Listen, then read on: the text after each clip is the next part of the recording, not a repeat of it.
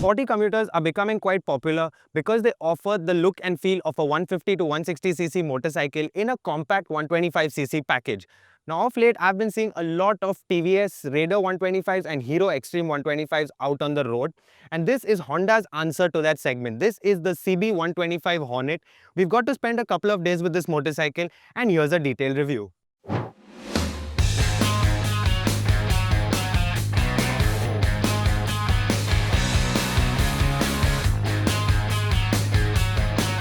The design of the CB125 Hornet is outright sporty. You have this really well-sculpted tank shrouds and golden upside-down forks that does make it look nice and chunky from the front end. If you look on this section right here, this has clearly been inspired from the Hornet 750. But personally, I'm not such a big fan of this design element right here. There's just too much going on.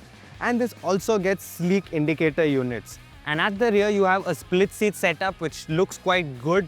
And the best part about the rear section is that these grab rails are neatly integrated into the bodywork. Overall, it's sharp, it's sleek, and it looks nice.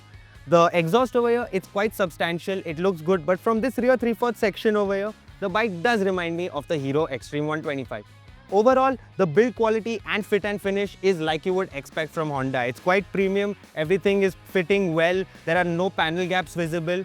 And yeah, it's a nicely designed motorcycle. There are 4 color options on offer. This right here is the blue, and it catches a lot of attention on the streets because mainly it also has color matched wheels which do make it look quite nice. In terms of ergonomics, I'm around 5 foot 7 inches, which is not very tall, but I do fit well on this motorcycle. As you can see, I'm not able to completely flat foot to the ground, but that's because the seat section over here, it's quite wide and substantial. Overall, it's a very comfortable seat. I've done quite a few kilometers on it and I didn't face any strain. The foot pegs are placed not too far ahead or behind and kept my legs in a neutral riding position. With the lightweight of the bike, it's easy to move around at a standstill and feels easily approachable. When we talk about the handlebars, the first thing I noticed is that they are set slightly forward, so you're not completely upright. There's just a slight reach forward. I think taller riders might be completely upright, but for me, that's how it is. Overall, this position is good for city riding and maybe small highway rides as well. Performance-wise, this gets a 125cc single-cylinder engine putting out around 11 horsepower and 11 Nm of peak torque. As expected from Honda, the acceleration is smooth and I was impressed with the potent mid-range performance. It feels quick enough when you need to make overtakes and delivers quite an engaging ride experience. In the city, this is a light and nimble machine, making it easy to filter through traffic. It is tractable enough to cruise at around 30 km/h in 4th gear, but what enhances its rideability is the butter-smooth gearbox and light clutch action. I think the bike feels in its element when it's in 5th gear at around 75 km/h. When you start pushing it to 80-85 km/h, you start noticing a slight buzz on the handlebars, which only increases as you go faster. But yeah, that's good performance for such a motorcycle. In our performance tests, the bike achieved the 0 to 60 km/h sprint in 5.84 seconds and took 11.31 seconds to get to 80 km/h. While we did achieve an indicated top speed of 107 km/h, the true speed was around 95 kph, indicating that the bike does in fact have quite a lot of speedo error. During our efficiency runs, we were cruising at around 70 km/h on the highway and managed to get an impressive 69.3 km/L, while in the city, we achieved 59.8 km/L. This was also thanks to following the eco meter on the display, which helped us in extracting the best efficiency. Expect mileage to vary depending on different riding styles. In terms of handling, it's a light machine, it's pretty nimble, so you can quickly flick it into corners, change direction quickly, and hardly any effort is required to steer the motorcycle. And the tires, these are MRF tires that you get as stock. They do a good job in the dry, but in the wet, they did feel a bit uninspiring. It gets an upside-down fork at the front, making it the first bike in the segment to get one, and the rear is a monoshock unit.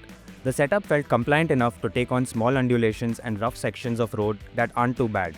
But when tackling sharper speed breakers and potholes, the front tends to run out of travel, bottom out, which creates a jolt on the handlebars. In general, the suspension over bad roads doesn't feel as compliant as some rivals, so keep in mind that you will have to slow down over poor and unpredictable roads. The braking of this bike is good for the levels of performance that it offers. All that you need are 2 fingers on the front brake lever, and it quickly gets the bike to halt when necessary with sharp bite. Now, at the front you get a disc brake and at the rear you get a drum brake. At this price point, a rear disc would have been a nice addition, but in all fairness, it is not really needed. In terms of features, this gets a small TFT screen which does display information pretty well. It looks nice, you can choose between a light or a dark theme, and information is crisp and visible at all times. You also get Bluetooth connectivity via the Honda RoadSync Duo app, but I do honestly feel like this TFT unit could have been slightly bigger. I mean, right now, it just feels like there are very huge bezels around it with the other information. It could have entirely just been the TFT unit. Additionally, this also gets a silent start system and a Type-C USB charging port. The CB125 Hornet is quite a characterful motorcycle to ride, and I surely enjoyed my time spent with it.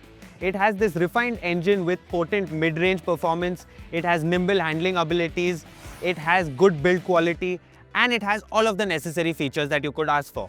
All of these things surely make it a really potent daily commuter in my opinion. And I actually wasn't expecting to enjoy a 125cc so much, but this motorcycle is very engaging to ride. When the bike was launched, it was priced at Rs 1.12 lakh ex-showroom, and now the prices have come down to Rs 1.02 lakh ex-showroom. Now it's still the most premium when you compare it to the Raider and the Extreme. It costs around 7,000 more than the top spec variants of both those models. But I think you can justify that price considering the reliability that we all know Honda motorcycles for. Do let us know if you would pick the CB125 Hornet, the TVS Raider 125 or the Hero Extreme 125 in the comment section below.